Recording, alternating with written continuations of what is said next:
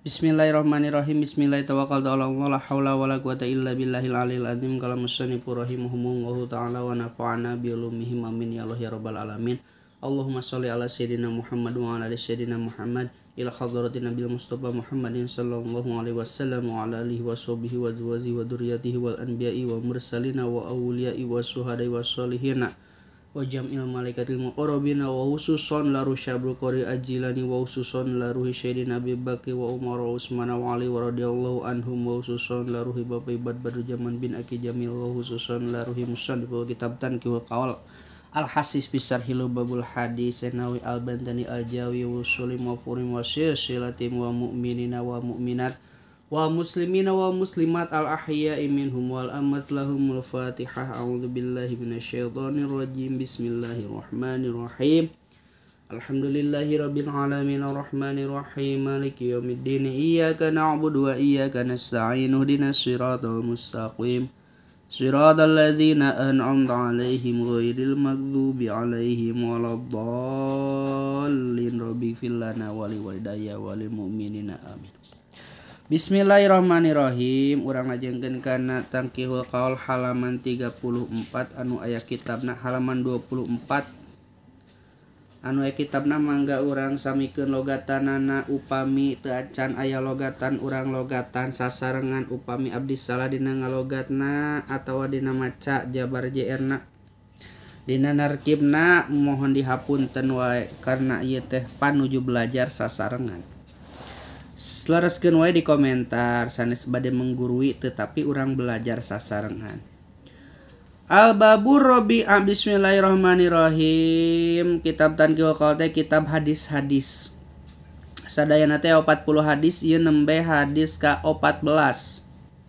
Al-Babur Rabi'ah asyara ari bab anu ka 14 na fi fadilatil faridati eta tetep dina mertelakeun pirang-pirang fadilahna kaparduan. Jadi kitab Tanqih teh ngabahas pirang-pirang padilah. Padilahna puasa, padilahna maca bismillah, padilahna lapad la ilaha illallah, padilahna seurnya tos dibahas di bab-bab anu sebelumna. Ayeuna bab anu ke-14 na teh nincak kana padilahna pirang-pirang kaparduan. Qala ngadawuh saha Nabi sallallahu alaihi wasallam Kangjeng Nabi Muhammad sallallahu alaihi wasallam bunia kana basa bunia. Saur Kangjeng Nabi bunia diadegeun naon al-islamu agama Islam ala khamsin kana 5 pirang-pirang perkara. Syahadatun tegasna kahiji nyaksi an kana sanyanyana tingkah jeung kalakuan la ilaha eta henteu aya di pangeran anu wajib diibadahan illallahu angin Gusti Allah. Wa anna Muhammadan jeung yen sanyanyana Kangjeng Nabi Muhammad teh Rasulullah eta utusan Allah. Wa iqamus sholati jeung kaduana ngadegeun salat wa itauz zakati sareng katiluna ngaluarkeun zakat wa hijjul baiti jeung kalimana jeung kaopatna munggah haji ka Baitullah wa shaum Ramadana sareng kalimana puasa dina bulan Ramadan. Wa qala jeung pantos ngadawuh sallallahu alaihi wasallam Kanjeng Nabi Muhammad sallallahu alaihi wasallam Sallu kudu salat aranjeun kabeh sur Kanjeng Nabi khamsakum kana 5 pirang-pirang perkara aranjeun kabeh. Wa zaku jeung kudu zakat aranjeun kabeh amwalakum kana pirang-pirang harta aranjeun kabeh wasumu jeung kudu puasa aranjeun kabeh syahrokum kana bulan aranjeun kabeh. Wa hijju jeung kudu munggah haji aranjeun kabeh baitar rabbikum ka rumah pangeran aranjeun kabeh. Tadkhulu tah bakal asup aranjeun kabeh jannata rabbikum kana surga pangeran aranjeun kabeh bi ghairi hisabin kalawan tanpa aya hisab. Wa qala jeung pantos ngadawuh sallallahu alaihi wasallam Kanjeng Nabi Muhammad sallallahu alaihi wasallam as-shalatu ari salat imadun eta tihangna imaduddini eta tihangna agama. Paman mangkarisaning jamana aqoma anu ngadegeun ieu si jamaah kana ieu salat faqad aqoma mangka tetela geus ngadegeun ieu si jalma adina kana agama. Wa man jeung ari saning jamana taroka eta anu ninggalkeun ieu si jamaah kana ieu salat faqad hadama mangka tetela geus ngarubuhkeun ieu si jalma adina kana agama. Jadi ari salat teh tihangna agama, sajalma anu ngadegeun kana salat eta ngadegeun kana agama. Sajalma anu ninggalkeun kana salat berarti eta jalma teh ngarubuhkeun kana agama Islam secara tidak langsung. Wa qala jeung pantos ngadawuh Kanjeng Nabi Muhammad sallallahu alaihi wasallam, almar'atu kana basa almar'atu ari awewe. Idza sholat eta di mana-mana sholat ieu si awewe khamsaha kana 5 waktuna ieu si awewe. Wa zakat jeung di mana-mana zakat ieu si awewe malaha kana hartana ieu si awewe. Wa somat jeung di mana-mana puasa ieu si awewe syahroha kana bulanna itu si awewe. Wa hajat jeung di mana-mana munggah haji ieu si awewe baita robbah ka rumah pangeranna ieu si awewe. Wa ta'at jeung di mana-mana taat ieu si awewe ba'laha kana kasalakina ieu si awewe. Wa sonat jeung di mana-mana ngaraksa ieu si awewe farjaha kana farjina ieu si awewe. Tadkhulu tabakal asup ieu si awewe jannata rabbiha ka surga pangeranana ieu si mar'ah. Min babin ti mana bae lawangna saat anu karep ieu si awewe kana eta lawang surga. Jadi pintu surga teh terbuka sadayana. Bebas nek asup ka lawang mana wae ge kitu. Wa qala jeung pantos ngadawuh qala yaqulu qaulan fa huwa qailun wa dzaka maqulun qul huwa Allahu ahad. Qul la taqul maqulun miqwalun.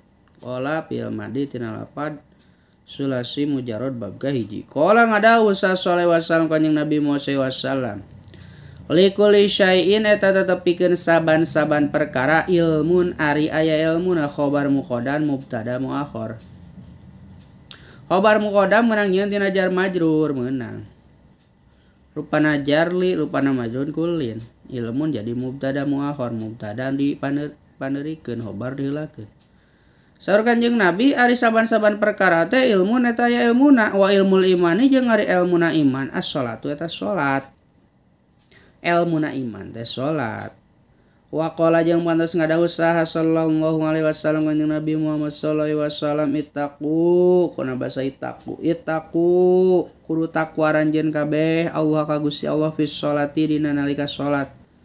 Ittaqu kudu takwa ranjeun kabeh Allah ka Gusti Allah fi sholati dina nalika salat. Ittaqu kudu takwa ranjeun kabeh Allah ka Gusti Allah fi sholati dina nalika salat. Ittaqu kudu takwa ranjeun kabeh Allah ka Gusti Allah pimma dina perkara barang malakat anu ngamilik. Malakta anu ngamilik anjeun aymanukum kana panangan kana pangawasan tangan dua anjeun kabeh. Jadi kudu takwa anjeun ka Gusti Allah dina nalika keur salat kudu takwa. Jadi diulang-ulang jadi penting urang keur salat teh ulah malaweung kudu takwa ka Gusti Allah, kudu ihsan. Ihsan teh urang seolah-olah ningali ka Gusti Allah atawa urang seolah-olah diperhatikeun ku Gusti Allah boga rasa kos kitu eta ihsan. Kudu takwa ka Gusti Allah seperti kitu dina nalika salat. Jeung kudu takwa ranjeun kabeh ka Gusti Allah dina perkara anu ngamilik aranjeun kabeh kana eta perkara.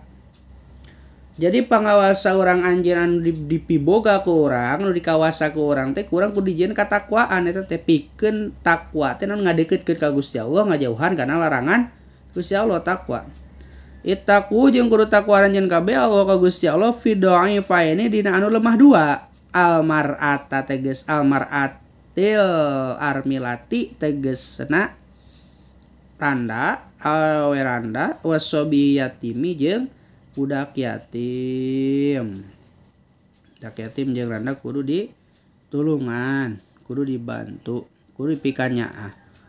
Wa qala sana wenunga biayaan. Wa qala jeung pantos ngadawuh sallallahu alaihi wasallam Kanjeng Nabi Muhammad sallam sallu kana basa sallu. Sallu kudu salat aranjeun kabeh kama sapertikeun perkara ra'aitumu anu ningali aranjeun kabeh ni ka kaula saur ka Allah. Usolli dina nalika keur salat. Wa qala jeung pantos ngadawuh sallallahu alaihi wasallam Kanjeng Nabi Muhammad sallallahu man ari saning jalma tarokan ninggalkeun ieu si jalma salat kana salat mutamidan barianan anu ngahaja pakod kaparo maka tetela kafir ieu si jalma jiharon kalawan nyata.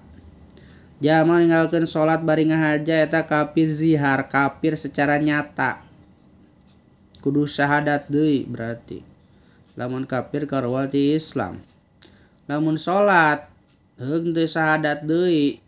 Kamari teh urang ngahaja teu salat ya. Ingat salat mah tapi hoream males teh ngahaja teu salat, kafir. Kaluar ti Islam. Berarti yang masuk Islam deui lamun naik salat kudu maca 2 kalimat syahadat. Asyhadu an la ilaha illallah wa asyhadu anna Muhammadar Rasulullah.